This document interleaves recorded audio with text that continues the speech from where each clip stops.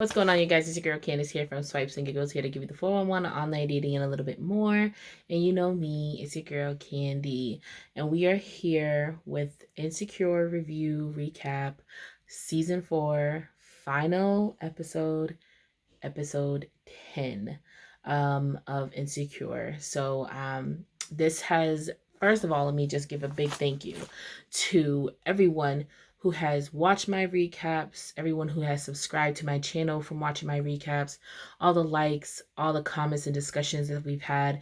Thank you so much for going through from episode 1 to episode 2 of episode 10 of this season with me. Thank you so much for all the love and support that you have shown me and shown also my other videos that you found here on YouTube. So just a big thank you to you for that. Also, a really big, huge shout out once again to Issa Rae herself, for having and coming up with this concept of this beautiful orchestrated show that gives millennial Black people a voice in any way and shape and form. Throughout all these seasons, from season 1 to season 4, we have seen a lot of things that a lot of people with different cultures and backgrounds could definitely relate to. But it's nice to see that there is a show that is not just about being broke and being on hard times and trying to get up and do what we need to do in the world just to survive. And, a lot of stereotypical Black shows of people like, like the man cheats on the woman, or there's like a baby mama on the side, or it's just been a really good clean cut couple of seasons of Insecure where we get everything and more. So just a big congratulations and a big thank you to the whole production team of Insecure, going from the directors, the writers, the actors, the producers, and everyone in between. I just want to say thank you guys so much for giving us something to watch that gives us hope that, our worlds aren't always gangs and street corner violence and, getting basically fucked over by the world. So I appreciate you for that. Season 4 has been a lot for us, more than any other season has. I think obviously with season 1 and season 2 being like, especially season 1 being the opener for us for Insecure, with how we've been following the characters and like their story time through a whole year. You guys have to realize that it has been really a year since Issa and Lawrence, since Lawrence broke up with Issa for cheating. It has been a whole year. So granted, we have had 4 seasons, but these 4 seasons only equate to a year. So these characters have went through a lot in 12 months or more, so I think this in its entirety, I think it's been 12 to like 14 months of just them going through all this. So just a great big congratulations to the company of Insecure in itself and the actors and stuff. And they do a hell of a job playing their characters. It's like I can only believe Lawrence is how he really is because of how he acts. Like, you know what I'm saying? So just a big congratulations to that. This episode definitely has opened my eyes to some things. I'm not going to give away any personal information that would relate to this episode. But there has been things that have happened in this episode that definitely has made me come to realize some things about myself. And just like last week's episode, when Molly and Issa, had that final cutoff, towards the end, I was speaking with another friend of mine, and he watched it and he got emotional over it because he's going through his own, thing with some of his friends. And he's like, damn, like this really is relatable. So once again, thank you for making the show just so relatable to our lives. So let's get into the episode. I just had to give the flowers where the flowers are due and before it's over, and they've already been accepted to have and renewed for season 5. So I think that's the reason why they ended the season the way it ended, because they have been renewed for a season 5. So let's get to it. So we open up with Issa at a market or a flea market, and he tells Issa that he got the job in San Diego. And she told Lawrence that, I feel like things right now are perfectly okay and they're just right. I'm tired of having BS in my life. I'm tired of having just messiness around me. I really want to have a clean cut way of life. And I think we can make this long distance work. And, Lawrence is like, yeah, it'd be no problem. And she said, and if need be, I would have no problem moving up there with you. And she's like, it's only a 45-minute flight, but I would have no problem moving up there with you. And he's like, would you really? And, I think any person who has been through what they've been through for the past year, like Issa has, and has realized what they really need in their life, what really complements them, really makes them stable and makes them happy, has no problem moving to a new atmosphere. She even admits, she's like, I'm gonna need some new friends. I can't stay here with these ones, Just I think she's just only talking about Molly, obviously. But you guys know she's not as close with Kelly and Tiffany as she would like to be. So I completely understand that. And he goes, what about your business? And she goes, I can still do things down here. And it's just like a nice moment between Issa and Lawrence that signifies that they can make it work. Then we have Molly and Andrew at one of Molly's luncheons. So she had a luncheon for work, or maybe like a bar thingy or whatever. And there's a point where I think AJ, I think one of the maybe paralegals who works for the legal team, says, hey, we're going to another bar afterwards. Do you guys want to come? And Molly said, yeah, sure. And Andrew's like a little reserved about it. And Molly says, what if I get the DJ to play one of your artist songs and does this and does that? Would you stay? And he's like, okay, sure. And you can already tell that Andrew didn't really want to stay, but upon Molly's request, he decided, okay, fine, let's do it. We then have Issa, who meets up with Nathan at his new owned barbershop, because if you guys remember the last episode, Nathan and his boys bought the barbershop when the owner was going to sell it. And he said, I have a space in the back that you can use for your event. It's nice, it's small, and I'll let you use it for free. And she goes in the back, she sees it, she's taking pictures and everything, and Nathan just sincerely apologizes to Issa for how he reacted hearing that Lawrence and her are back together. He then further explains, I know that I messed up. I just didn't realize how bad it was, and I didn't think that you were going to wait forever. But I guess I just didn't take the news well, knowing that you were back with Lawrence. And I think that's with anybody. When you hear that someone is back with a person, with an ex, or even just has moved on to another person, it kind of takes you aback, because you're like, damn, I know I was gone for a little bit, but I didn't think that you would move on. While I was still holding on to hope, because I knew what was happening, you went on about your life, and that's what's gonna happen. I think this goes to show that if you don't talk, if you don't open up, if you do not have the greatest communication skills with another person, that person's not going to know what you're feeling, what you really want from this relationship or this friendship or whatever, and is going to just assume you don't want anything out of me anymore. If you're not being open, if you're not being a communicative person, then you obviously don't want nothing from me anymore. So I'm going to move on with my life. I can't stand still and hope and wait for you to decide, oh, yeah, by the way, this is how I feel about you. No, I have to do my own thing. And I appreciate Nathan's sincere apology. He also still wanted to let her know, I do have feelings for you, but I respect it, and I shouldn't have let my emotions get the best of me. And Issa let him know, if you don't feel comfortable with just being friends, it is too much, let me know. He's like, it's not. He said it very quickly.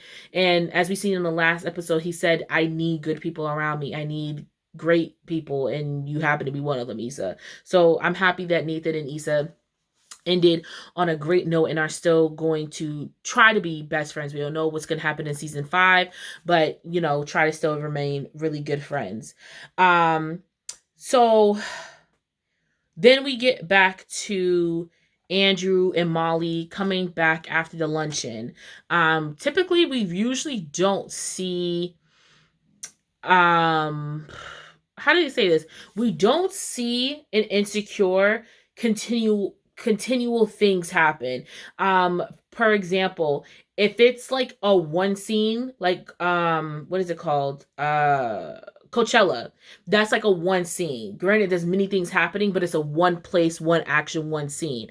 And if we do go in and out of scene with different people, they're at different locations at different times, at different days, or they're like totally different days.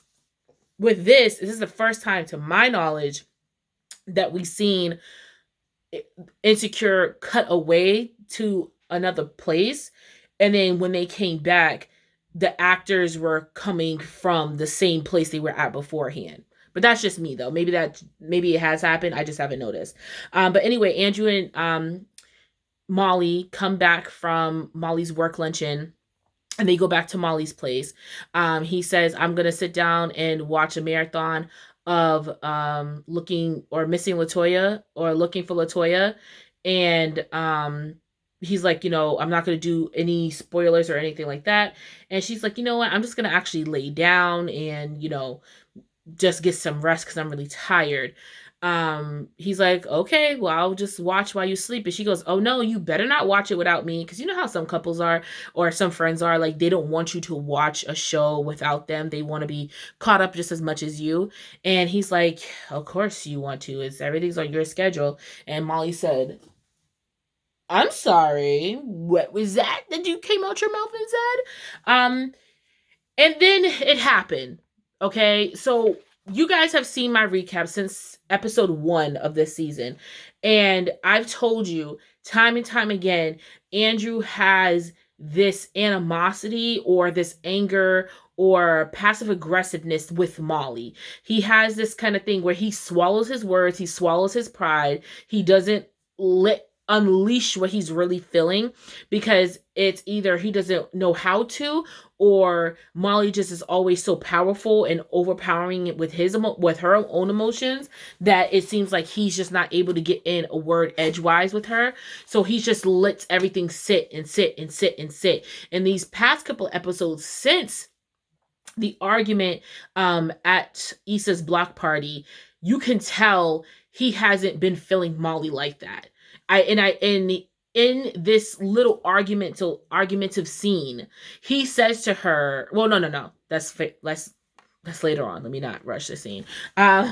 Basically, Andrew says, we do everything on your schedule, and that you don't let shit go. Okay, so how we got here is, he says, we do things on your time all the time. And Molly's like, what do you mean? I'm too busy for work. You get upset with that. I include you in, my neck is getting hot. I include you in work things, and now that's a problem too. Like, what do you want from me?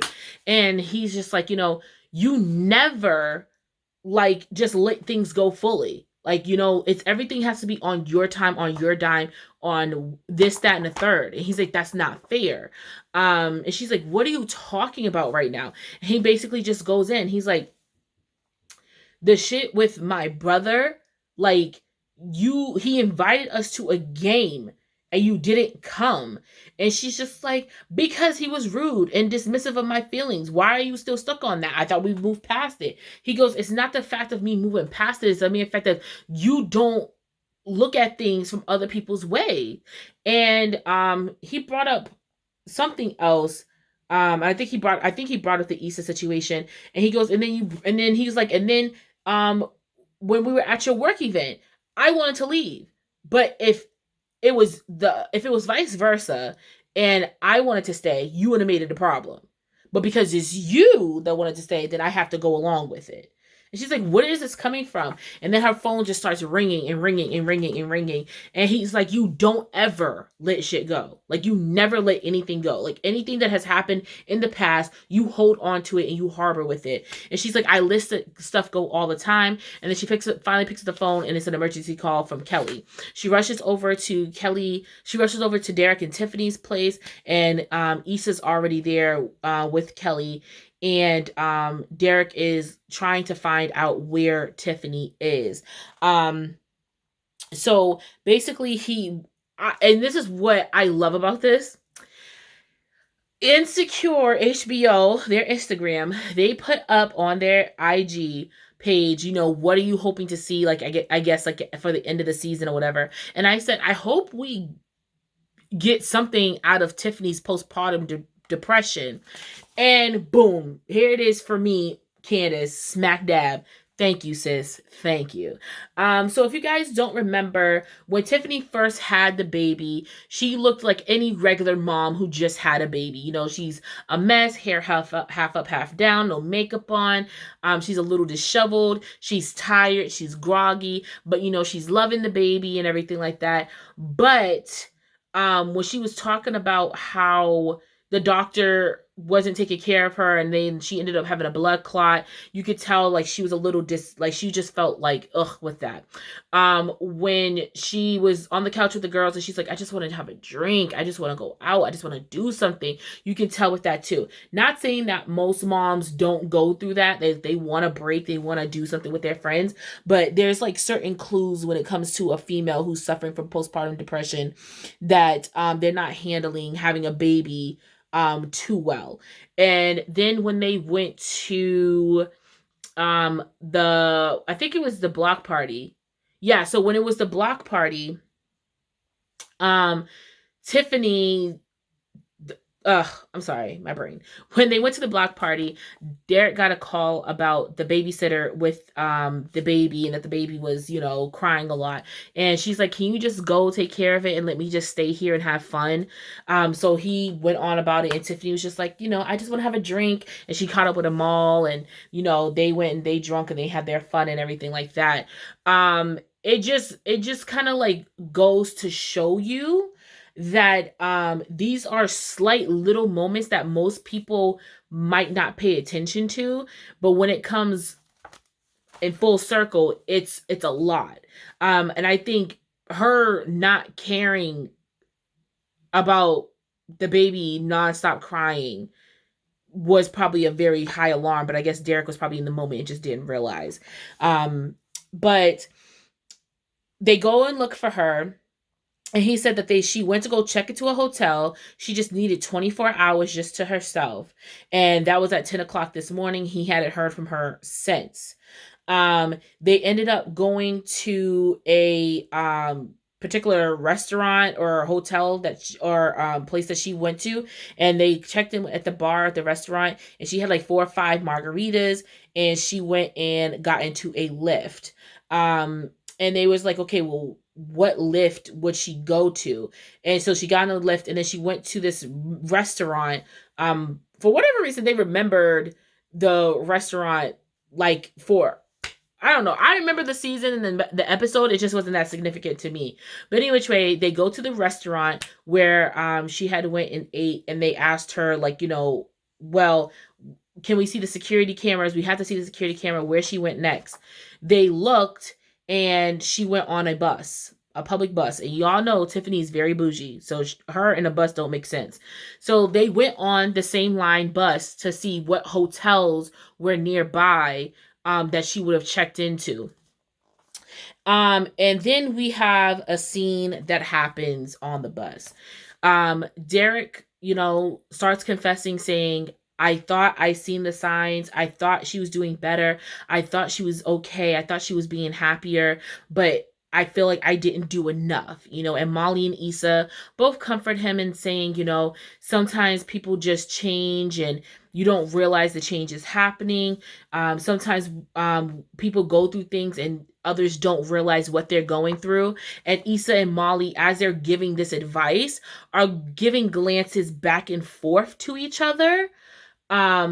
basically the advice that they're giving Derek is the same advice that they are subliminally giving each other about their friendship, you know?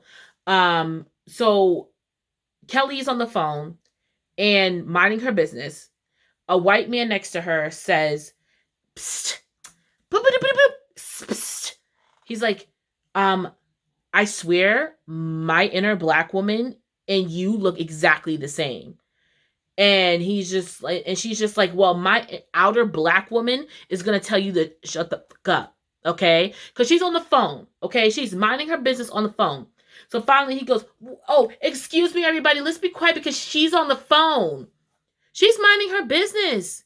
So finally the concierge or the reception desk gives her an answer of where she is, and she says it's a Sheraton. They look up and the bus just passed by the Sheraton. They're like, oh my God, guys, we have to go.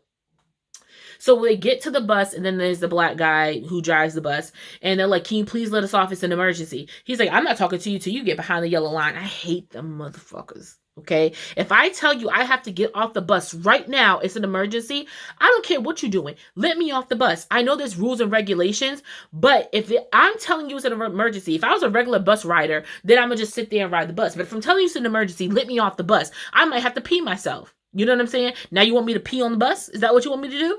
And he's like, I'm only allowed to stop at certain spots and everything like that. And so Kelly looks at the button, and she sees the button, and he goes, don't you dare press that button. And they're like, we're at a red light. You're going to have to press your foot on the pedal when we're at this red light. He goes, don't press the button. She pressed the button. They get off the bus, and he goes, what? You can't do that. You can't press my button. Now here's the tomfoolery that I hate. They pressed the button. They got off the bus. You then Karen'd the situation by getting the police on these 4 people who did nothing but press the button and get off the bus. They asked you nicely. You wouldn't listen to them. They said it's an emergency. There's somebody missing, and they have to get off the bus. And then you get the police to follow them. Now, 2 white officers follow them along with the bus driver, first of all, you're not even supposed to leave the bus unattended, but that's none of my business, along with the white man and the white woman who was with him. So the police officers go, whoa, whoa, whoa, guys, you need to stop. So the bus driver goes, that's them, guys, that's them. And then the white guy goes, these are the 4 people who were harassing the bus driver. So she's like, so Kelly gets buck with it. She goes, I'm sorry, excuse me, harassing? What are you talking about? So the police officer goes to put his hand on the gun. Something we are all way too familiar when a small situation then turns into death. Black Lives Matter. And so he takes the gun, and he has his hand on the gun, and they're like, whoa, whoa, whoa, whoa, whoa, what are you doing? And she goes, what are you going to tase me? You going to tase me? Go ahead and tase me. I've been tased before. You can tase me again. And then they were like, but Kelly, you peed on yourself. She goes, can you not talk about me getting pissed on myself right now? And then Derek goes, listen, officers, I'm trying to look for my wife. My wife is missing, okay? That's all we're trying to do. And then the officers are like, but you can't be out here breaking the law and doing all this other stuff. So then Molly goes, hi, officers. Molly, whatever her last name is, she goes, I'm an attorney at law. And, this situation isn't too bad. Do you want to do this? Do you want to be the 2 officers who attack 4 black people? Or what? And also, why are you only talking to us? Why didn't you talk to these 2 white people that's standing here? Is it because we're black? And the white officer said, nope, not me. Not today. Not happening. Everybody go on about your business. Y'all have a good day. Kelly goes, fuck you, fuck you, fuck you. Police officers, thank you for your service. Okay. And I wish more officers who brutalize and kill said people thought about that and said, you know what? I'm not going to be the new hated officer or cop in America. I'm not going to do that. I'm not going to do this. I'm not going to do that. But that's besides the point. Moving on. I'm glad that they put that in the show. It was something small, but it matters. Okay? So they go into the hotel. They find out the room number that she's in. They get up to the hotel room. He knocks on the door. Tiffany says, who is it? She opens the door. She just got out the shower. And he's like, babe, What's going on? What is happening? And Tiffany said, I'm sorry, babe. I just didn't know what else to do. And, Tiffany, Issa, and Kelly are just kind of holding back tears. And, he gives her a big hug. And I feel like sometimes we all get into that position where we just don't know what to do anymore. We don't know where to go with this anymore. We then jump into Molly going over Andrew's because it was a very long night. So Molly's over Andrew's now, and he's helping her to a cup of tea, and she's like, we can just finish our conversation from beforehand. He goes, no, you've had a rough night. I don't want to bring that up. She goes, no, I like to get this out right now. Andrew drops the bomb, and he says, I don't think we're on the same page. I don't think we're that compatible. And Molly's like, what are you talking about? If it was about your brother's thing, I'm sorry. We can meet up with him. And he goes, it's not just my brother. I've been feeling like this for a while now. You want to know when he started feeling like that? When she went Hulk on Issa at the block party. That's when Andrew seen a very irrational, unsighted, unloving side. Unsighted. I don't know what that meant. But anyway, he saw another side of Molly that he did not like. And remember how I tell you guys in my videos, in order to be able to say you securely feel how you feel with the person, you kind of want to see how they act and how they are in many different situations. And Andrew saw her in that situation and was kind of like, yeah, I ain't really fucking with you like that, dog. This is just stupid at this point. And Molly's like, I'm sorry. I think we're both great. And maybe it's because we haven't been in a relationship that got this far. That's the problem. He goes, but yeah, it shouldn't be this hard. It shouldn't. So in the end, he said, Molly, what are you fighting for? What is this truly fighting for? But forget everything. Do you even want this relationship? And she started crying. We don't know what happened. We then move over to Issa. Lawrence came over, and Lawrence just seemed really sad, and she's just like, what's going on? And he said, Condola came over, and she's pregnant.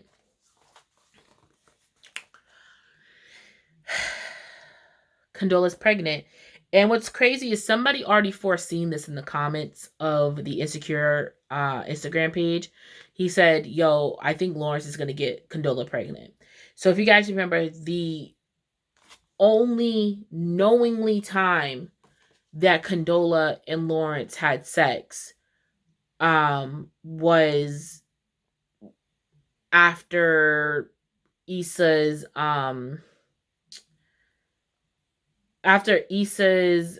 block party. No, not a block party. Block party, they broke up. So when was it?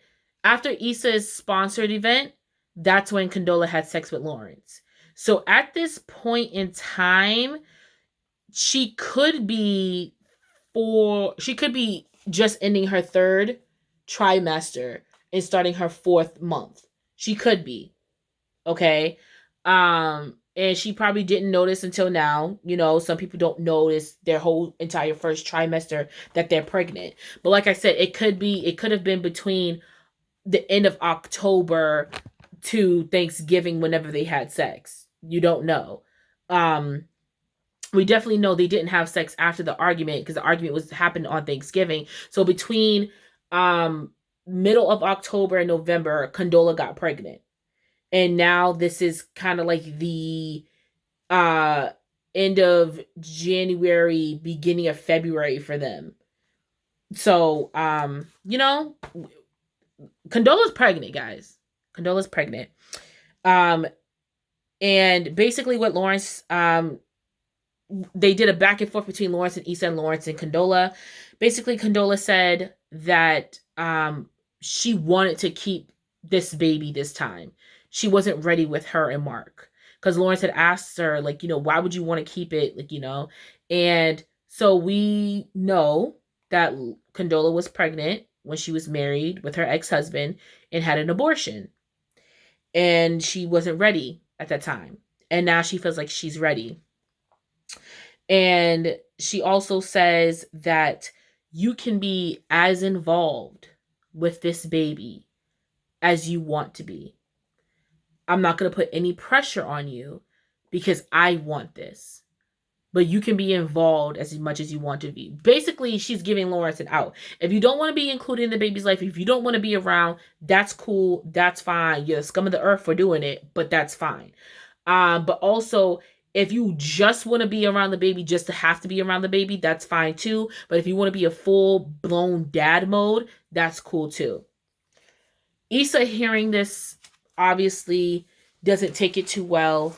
And she's just like, what do you mean? When did this happen? What the hell? Like, any person who thinks life is going great for them, finally, and then this happens, it's gonna mess you up a bit. So finally, her and Lawrence kind of sat on the couch, and she's just like, I thought for once this was gonna be fine. Things were gonna be perfect. And now this, Lawrence obviously ends up leaving at some point, maybe giving her time to think about this. And he has to think about this too, because he just got a job in San Diego. He thought things were going great with Issa too. I don't think this makes them have to break up, because Issa asked, are you going to get back with Condola? He goes, no, I want me and you. It's just you. It's just unfortunate that, Condola got pregnant. So Issa went, rolled up a nice fat blunt, and smoked on her patio. And we don't know how she's dealing with this, because the next scene, Issa walks into a restaurant and there's Molly. And Molly says, I'm glad that you came. Issa says, I'm glad that you called. So we finally see that Molly realizes that you don't have to keep up a guard all the time for stupid shit. You don't have to always hold on and harbor things. This is what Dr. Rana was telling her. You put up a shield every time somebody gets mad at you, every time you get mad at somebody or you felt like they did you wrong. And within that, you're literally blocking people from getting into your life and accepting you for who you are. Excuse me. And now we see the tides have turned, that, Molly has no one to go to. And she needs Issa. And so remember when Issa was going through her stuff with Lawrence, wondering if she should do this still, she ended up still calling Molly. And then Molly walked away like, it was just superficial. I don't think anything was that deep. But now here you are, when Andrew has you basically Andrew in touch. We think Andrew really broke up with her. Now you're calling Issa to talk about your problems, and talk about what happened. So I'm happy that Molly did get something through her brain, and Andrew implanted it in her to like, yo, you need to initiate something. She tried, you could have tried too, and that's where we end off season 4 of Insecure. Definitely Condola being pregnant at the end was definitely a shocker. I was really hoping that Lawrence and Issa would finally be able to get back together and just start fresh. And I think this hurts more for Issa too, just because you got to think about it. Issa and Lawrence were together for 5 consecutive years. Okay. They broke up for one. They broke up for only 1 year. And so you have to think about it. When Lawrence and Issa were on the date, he told her, I was prepared to propose to you. I was prepared to marry you, So at one point in time, marriage was on the plate, and children at some point was going to be on the plate. And so when, you get back with the same person that you've been with for so long, and everything feels new, but it feels the same at the same time, which is a really great feeling. You think this is our chance. We're 30 now. This is our chance. And unfortunately, a bump happens in the road. So, like I said, this has definitely made me think about some things that's happening in my life. And yeah, so I think that the pregnancy itself doesn't have to be the bump. I think in any 2-person relationship, it could be a baby, it could be another person, it could be moving somewhere, it could be parentals not liking them. Anything could be a bump in what a new established relationship could be. And so I think the bump for like Molly and Andrew is Molly's stubbornness and her inability of letting go of stuff. That's their bump. Unfortunately for Issa and Lawrence, a baby bump is their bump. You know what I'm saying? It just depends on how you take it and how you handle it. But let's hope for a great start and a great fresh season next year. I'm more than sure that they're not going to be filming anytime soon. As you guys know, Insecure has always been a summer show, and they skipped a season last year. So last summer they didn't do it because everybody was working in multiple different avenues and places. So this season 4, which was supposed to be summer 2019, ended up being spring of 2020. So I don't know if they are going to do that again just because of the coronavirus. They're not able to be, out here recording and stuff. So if anything, they'll probably start getting, because they do their shows pretty quick. Like their shows go like that. And they pretty much run it because they post it on Instagram all the time of when the season's done and wrapped up. So they might start, recording and all this other stuff at the end of this year, maybe at the end of 2021, and then they'll be able to bring us back with 2020, and then they'll bring us back spring 2021 for season 5, but I don't know. But once again, guys, thank you so much for watching all of my recaps, watching all of my opinions and giving thoughts about the episode. Thank you so much for joining in on my conversations about the episode, about the season in each episode. Thank you for the views, for the likes and everything. In the subscriptions, I really do appreciate it. So please make sure that you subscribe to my channel. I don't only do Insecure recaps. As you can see, I have a whole catalog of videos that I do that range from me acting a fool like Eddie Murphy to just doing sit down and talks with you guys. So once again, thank you so much, Issa and the whole production company, actors, directors, and all that of Insecure. We appreciate you. We love you. Thank you for giving us a voice when we don't have one. This has just been great. So thank you so much. I hope you guys enjoy whatever rest of the year we have. I pray to God nothing else crazy happens. Insecure has definitely given me something to look forward to every week, and I'm going to be very sad that I have nothing else to do and it's not regularly in my week anymore, because I know Sundays is Insecure Day. So thank you guys so much. Appreciate you. And until I come back with a new video, it's been nice swiping with you. Stay safe, everybody.